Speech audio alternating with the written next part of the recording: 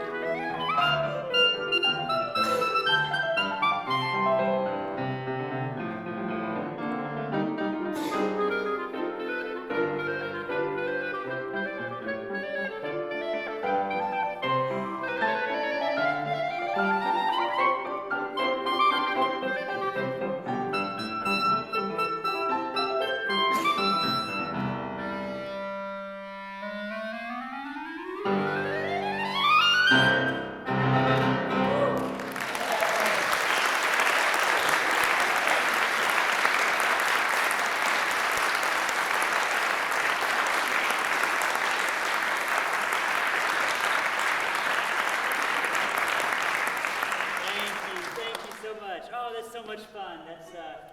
We thought that was a really fun way to start the album, and that's a medley that I wrote a few years ago, but it was our first time recording it and putting it on our album, and so a lot of the CD there are a couple just kind of fun, lighthearted ones, and then some of the other ones are more reflective and pensive. But we had a great time recording it this past summer. Was it in June or July? August. The time has gone by. We recorded Reflections in June, I think. So this one we did in August. Now, those of y'all, probably most of y'all know this. At the end of July, I broke my ankle and on a hiking trip, and so kind of went through things like a couple of weeks in a big splint, and totally non-weight bearing. And then the day before we went to Nashville to record, I went to the doctor and he put me in a walking boot. But he said you can kind of ease into this, start to put weight. I've never done this before, so I just didn't know. It was just kind of like fear and trepidation of putting. I just didn't know if it was just gonna completely snap off or fall my foot. So, well, how does that really affect a pianist? It mainly does. Your right foot is your the main pedal and stuff like that. But I do use my left foot. There are three pedals. You primarily use the one on the right, the one on the left, and so I use that some to play really soft. But for my iPad, I turn pages with a Bluetooth foot pedal, and that's another thing that I use my left foot for. And I had tried to make it work with this boot. I couldn't get it. So we're sitting there in the recording session, my first day in the boot, and you should see Braden. Where's Braden has some imitations of how I would walk with this boot. If you ever get him to show you. But and I was just in there. I could not figure out. We're there ready to record. We had these days reserved. Our sound recording engineer is there, and there are too many notes to have to turn pages with your hands or something like that. You have to leave out notes. I really didn't want to do that. I actually brought a second iPad. I had an iPad over here, an iPad over here, turned them both sideways so I could see two pages. And then I was trying to get the pedal, and this wasn't working. I said, well, let's just start. So the first piece that we recorded is In the Bleak Midwinter. Do y'all know that Christmas Carol? McGuire is singing it in the Christmas program this year. It's gonna be really beautiful. It's just one that's just very peaceful, and it's just kind of one you just can sigh and listen to. But I just I'm dealing with my foot and trying to turn pages, and I wasn't at peace. And finally, I decided to just take the boot off. I was like, I'm not gonna move anywhere. So I'm sitting there in my sock or barefoot, and I could kind of turn pages with a little grimace, Thankfully, hopefully you can't tell that in the recording. But when it got to this place of just about a fourth of the way into In the Bleak Midwinter, which we're gonna play for y'all, I finally kind of got that figured out, and there was just this moment of peace, just that sigh, that relaxation, and because we were a bit excited about this for a long time, and there was just like this hurdle in the way of being able to record it, and I can still feel that. I can put myself in that moment of just peace, and that's one of the things we pray with this music, that Christmas it's a joyous time. It's a very busy and hectic time as well. And with this music, we want, besides some of the fun songs and fast and crazy fireworks and stuff like that, we want you just to be able to listen and maybe exhale a little bit. And so here is In the Bleak Midwinter, and hope it blesses you today like it blesses us.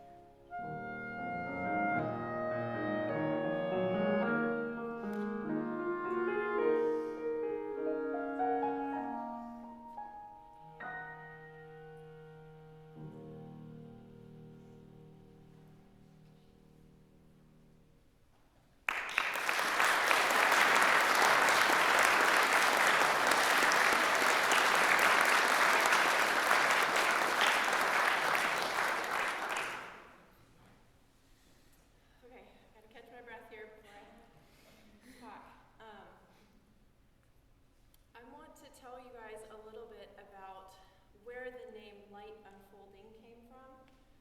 We don't take our titles lightly. We ponder over them and pray over them and just try to find the perfect one, really. And so this last piece that you heard was Let All Mortal Flesh Keep Silence. Very long title.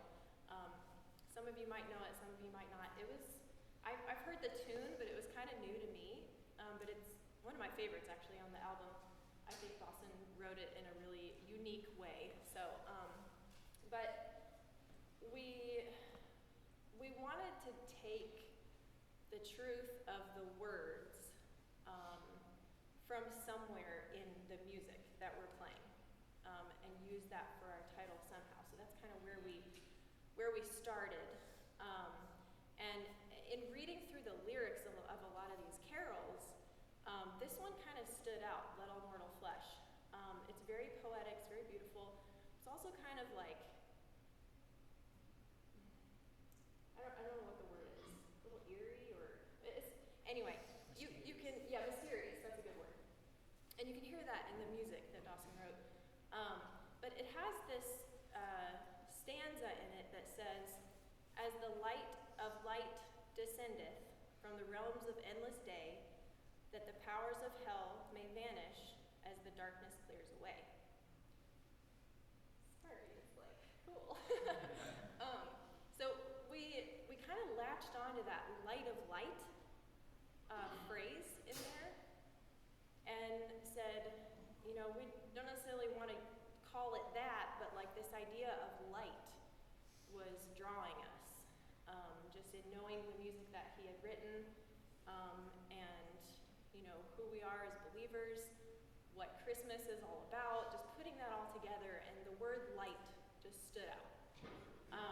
And so, we considered using light of light, but it just didn't feel right. And so we spent time just searching, studying the scriptures, and looking for what is light in the Bible, and what does God have to say about light.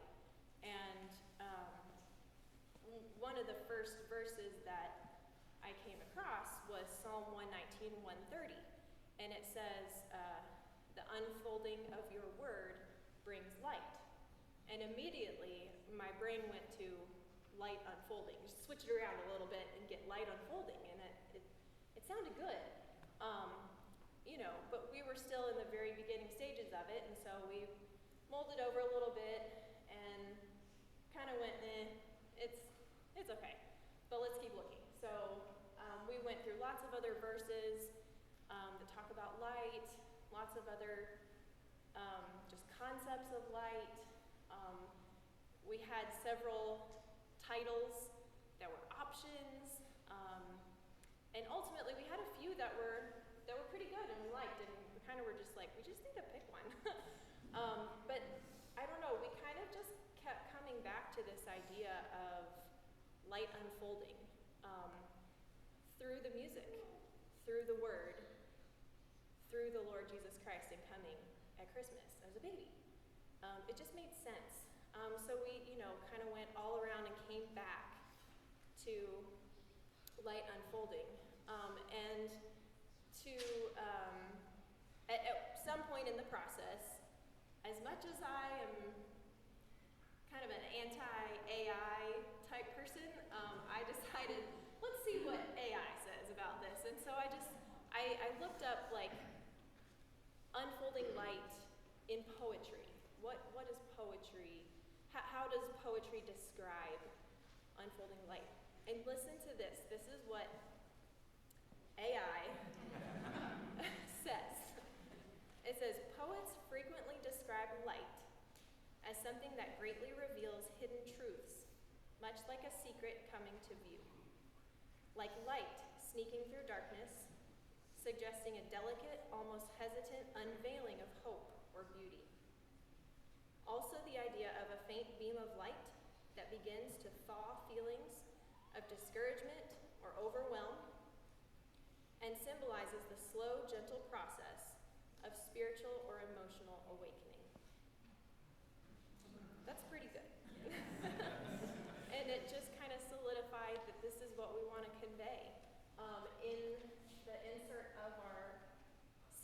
got a whole bunch of verses in there because it just all goes together. The unfolding of your word gives light.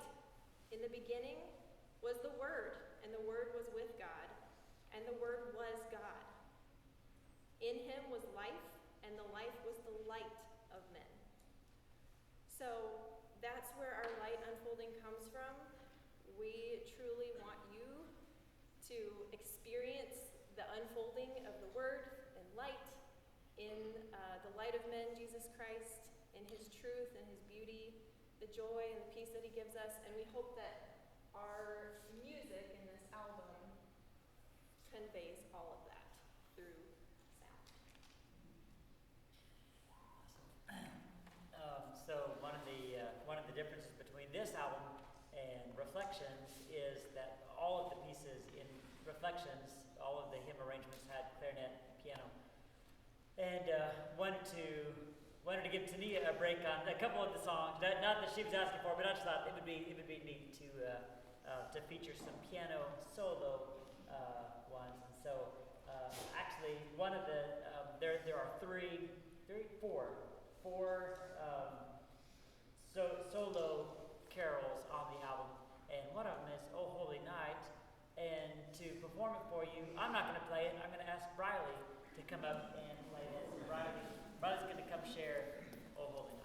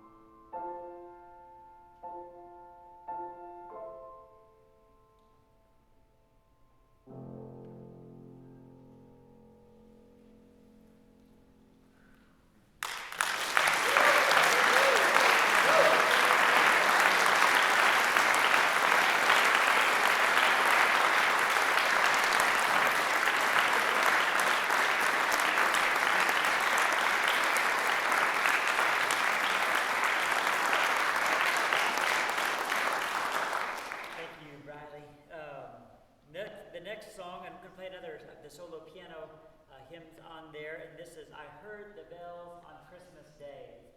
And if you know that carol, you know that there are several verses, five verses, and they all tell a story. It's the kind of carol that if you did just the first, second, and last, like we do with so many hymns, you'd be missing a big part of the narrative. And so I wanted to read these to you because they're short, and I put music to each of the stanzas. So all 5 stanzas of "I Heard the Bells on Christmas Day" are in this arrangement. So listen to this. Just kind of listen to the flow and just where these thoughts lead you. I heard the bells on Christmas Day, their old familiar carols play, and wild and sweet the words repeat of peace on earth, goodwill to men. I thought of how, as the day had come, the belfries of all Christendom had rolled along the unbroken song of peace on earth, goodwill to men. And in despair I bowed my head. There is no peace on earth, I said, for hate is strong and mocks the song of peace on earth, goodwill to men. Then pealed the bells more loud and deep. God is not dead, nor doth he sleep. The wrong shall fail, the right prevail, with peace on earth, goodwill to men. Till ringing, singing on its way, the world revolved from night to day. A voice, a chime, a chant sublime, of peace on earth, goodwill to men. And I love that. Takes that phrase there at the end of each stanza, but it just puts each one in new light. And so I want you to listen to this and see if you can hear. I tried to match the music to the text. So I did 2 things. First of all, you'll hear a low bell, and then these high bells. And then you'll hear that kind of in between each stanza. And then when it gets to that 3rd stanza, and in despair I bowed my head, there is no peace under it. I said, the music is minor. Theirs is a major key carol, but it goes to the minor mode there, and just very turbulent, stormy. And then when it gets to that fourth stanza, then pealed the bells more loud and deep. You could hear it just really open up. And then this for the last stanza, till ringing, singing on its way. I just thought, how the same bells are still ringing today as we continue to proclaim the gospel of peace on earth, goodwill to men. So that last verse is kind of set very reflective. And so anyways, listen to see if you can hear that.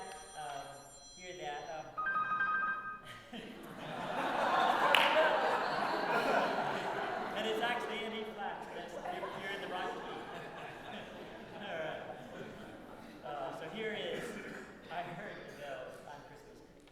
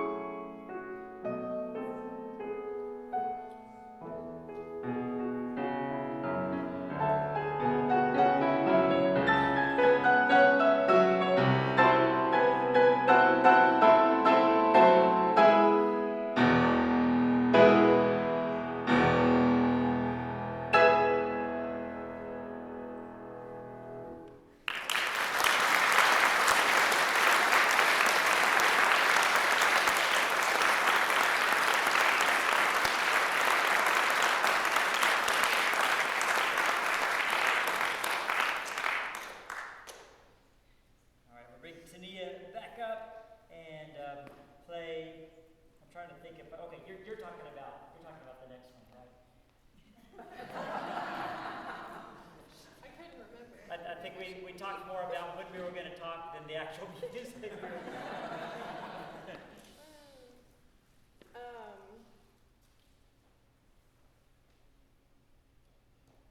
Well, let me first, before we get into, we've got a couple more, a really fun one, and then a good closer. So, but before I tell you about the next one, do we want to just like, CDs are over here. We have a pretty little table over here. We've got both our light unfolding CDs and our reflection CD from a few years ago. And for those of you who have already gotten one, thank you so much. We have pre-orders up here too. If you haven't picked yours up, you can come get that. But just thank you for your support. We realize that CDs are kind of outdated these days. And unfortunately that makes it really hard for current artists to know what to do with our music and how to get it out there. Because if you don't know, streaming is the next big thing, right? Stream your music, you have a service or whatever that you use, and then you can just stream anything you want. Tell your smart device or whatever to play whatever you want, and it'll play it. And that's great, it's fantastic. Our music has been able to get out to a lot of places that it probably wouldn't have without that. We've had our Reflections album played in 13 different countries or something like that. So, it takes it to a whole new audience, which is amazing. And it's so easy. However, if you don't know, streaming doesn't help artists at all. It's not a way to support artists that you like, musicians that you like, music that you listen to. So I will just encourage you and plead with you, not just us, but any small artist, musician, if you love their music, go buy the CD or the LP or the download, because that's what enables us to save up to be able to do the next album, which we do have plans for, by the way. Album number 3 is already in the works and has been for a while. We know exactly what we're gonna do. Right, Dawson?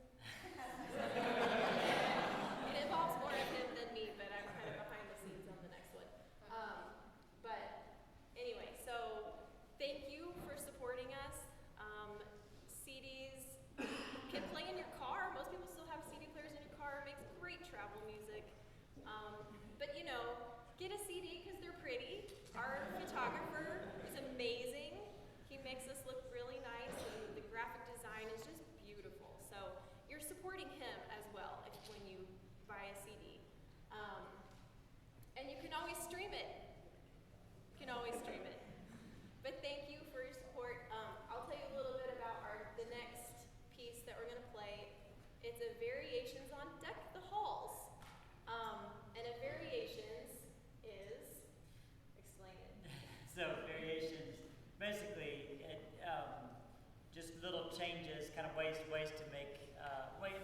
make the music different, fancy, fun. A lot of times, theme and variations are used in music to really showcase a particular instrument or instruments' set of skills. So music gets fast and fun and crazy, but then you might have something that's fast, go slow. You hear it played slowly, or vice versa. Something that's in major, so minor, the melody, but in lots of different ways. Right. Yeah. This was there was a theme and variations on Reflections. Yes. That we first did. He's good at theme and variations. I like it when he writes theme and variations. It's fun for the clarinet. And speaking of clarinet, there's a couple clarinet players in here. Wink, wink. But so you may not know this or understand it, but it's really fun for me. So I want you all to know that he did a couple really fun clarinet things in this one. He's quoting a huge excerpt at the beginning, an excerpt that I've actually played 3 times in the past month because I've taken some auditions, and you have to play it on every audition ever. So there's a little piece of that in here, which is really fun. And then the whole piece is kind of modeled after a variations piece for clarinet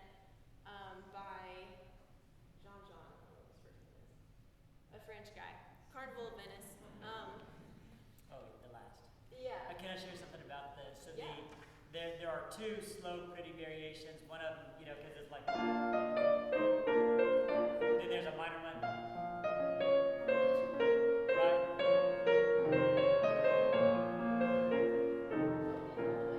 Well, okay, but then this is fun because you may not hear this, but it'll be fun to know it. The next one goes like this.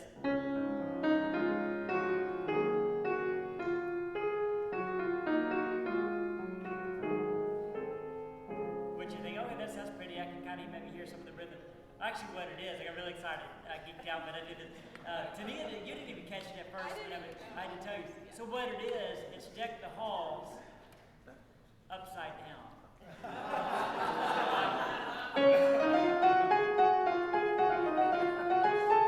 Right? Like, so whenever it goes down, it goes up. So, but it made it, and I slowed it way down, made it like a pretty melody. So, if you've ever heard Deck the Halls upside down, now you can say that you have. And then one other thing, the last piece of this, the last variation, is kind of the one that's modeled after the clarinet thing. It's really fun. I grew up listening to this, and I was always just so amazed because the recording that I had when they played this certain variation, the melody pops out and there's a bunch of other notes, but it sounded to me like there was two clarinets playing. It sounded like a duet. And so when I learned that piece, I always thought it was really fun because I felt like I was playing a duet with myself. You can hear the melody on top, but then you hear all these other notes down here. And so that's the last variation. It's just a whole bunch of clarinet fun. It's really hard. And I wrote it on a bus. We, under authority, took a trip to Phoenix, Arizona this past summer. It was a 20-hour bus ride, right? Some students that went on that trip know how long. We split it up into 2 days, but I just parked myself. I wrote a lot of the music in the album. I just wrote on the bus. Ben was here. Ben was just driving. I was just sitting there composing away, had my headphones. And so, what do you do on a 20-hour bus ride? You write a Christmas album.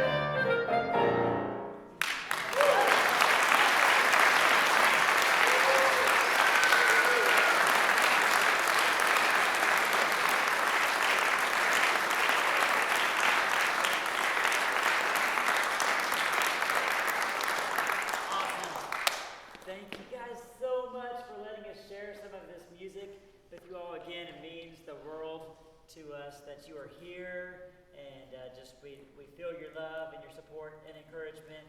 I want to thank you so much, and again, it's kind of like a pre-Christmas celebration. We don't have our tree up yet either, but we wanted to get you this music so you had it in time for when you are ready to begin your Christmas celebration. And hey, Hobby Lobby, they started months ago, right? So at least we weren't the first ones. And Taneea mentioned a little bit about the streaming. We are planning to have this album available for streaming services and digital download like iTunes and things like that. It's not out there yet. We've submitted everything, just kind of waiting for the final approval and stuff like that. I don't have a date on that, but it should be really soon. If you want to stay updated on that, make sure you get on our email newsletter, and we'll send that out as soon as it's available. But again, thank you so much, and the CDs will be available over here, but then also Chef Aaron has made some Christmas goodies, so get to celebrate too, and just hang out, some hot chocolate and cookies, and again, thank you so much, and Merry early Christmas, and have a great night.